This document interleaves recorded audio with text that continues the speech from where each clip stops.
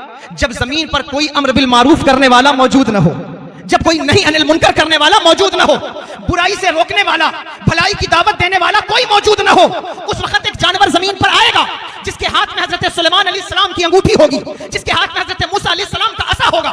फिर वो अंगूठी से लोगों के माथे पर कुफ्र का निशान लगाएगा और असे से लोगों के माथे पर ईमान का निशान लगाएगा। उसके बाद जो मोमिन होगा वो मोमिन मरेगा, जो काफिर होगा वो काफिर मरेगा। पता चला कि जब तक भलाई की दावत देने वाले लोग मौजूद हैं जमीन सलामत है, जब तक बुराई से रोकने वाले लोग मौजूद हैं जमीन सलामत है। अगर ये मौजूद ना हो, उलमा की जमात खत्म हो जाएगी, कयामत बर्पा हो जाएगी। इसलिए अपने उलमा की, अपने हुफ्फाज की तौकीर करो, उनकी ताजीम करो, उनकी बेकदरी न करो, उनकी बेतौकीरी न करो, उनकी रुसवाई के असबाब न पैदा करो। लोग कहते हैं हमारे हाफिज साहब तो ऐसे ही हैं, हमारे मौलाना साहब तो ऐसे। जिस मस्जिद के आप मुख्तदी हैं, जो मदरसा आपके गांव में है, जो भी आलिम दीन है, हो सकता है उसकी कुछ आदतों अतवार आपको अच्छी ना लगती हो, लेकिन उसका इल्म तो काम का है, उससे तो आप इस्तेफादा कर सकते हैं। उसने जो कुरान पढ़ा है वो इल्म तो काम का है, उसने जो कुरान का इल्म हासिल किया है वो तो काम का है।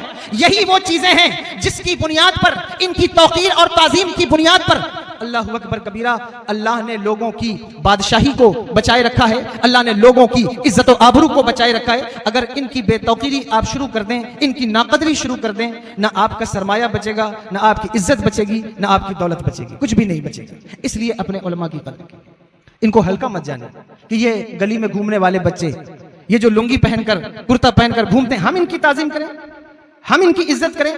मैं तो हाजी हूं, मैंने तो उम्रा किया है 10 मरतबा, तो मैं क्यों इनकी इज्जत करूं? नहीं, आप गौर करें और सोचें। इनकी ताजीम और इनसे मोहब्बत, खुदा की कसम, अल्लाह तबारक व तआला उस बंदे को दुनिया और आखिरत की कामयाबी अता फरमाता है जो नबी के वारिसों की ताजीम करता है। इसलिए इन मदरसे के तलबा को हल्का मत जानिए, हल्का मत जानिए। चंद बातें मुझे करनी है, मैं खत्म कर रहा हूं, बस इनको आप हल्का मत जानिए। बहुत बड़ा नाम है बादशाहों में महमूद गजनवी का, सुना है आपने या नहीं? बहुत बड़ा नाम है। आजकल तो अगर आप मुगलिया सल्तनत के बादशाहों का नाम लें, खानदान गुलामा का, तो लोग परेशान हो जाते हैं कि पता नहीं अब ये क्या बोलेंगे उनके। बहुत बड़ा नाम है उसका। उसको जिंदगी में 3 कंफ्यूजन हमेशा थे, हमेशा वो 3 चीजों के बारे में कंफ्यूज थे कि पता नहीं मैं जन्नत में जाऊंगा या नहीं जाऊंगा। और ये जो हदीस पाक है अल उलमा वरसतुल अंबिया, के उलमा अंबिया के वारिस हैं, ये वाकई ये हदीस सही है या नहीं? ये चटाई पर बैठने वाले, लुंगी कुर्ता पहनने वाले, ये अंबिया के वारिस कैसे हो सकते हैं? और एक और कंफ्यूजन था, लोग उसको कहते तू सुबुक्तगीन का बेटा नहीं है, तुझको हायर किया, तेरे बाप ने गोद लिया है। तो उनको ये कंफ्यूजन था कि मैं बेटा हूं या नहीं हूं उनका। सारी जिंदगी उनको ये खलिश थी। एक दिन वो अपने महल की छत पर टहले थे, उन्होंने देखा कि एक बच्चा वो आता है और किले की रोशनी से कुछ इस्तेफादा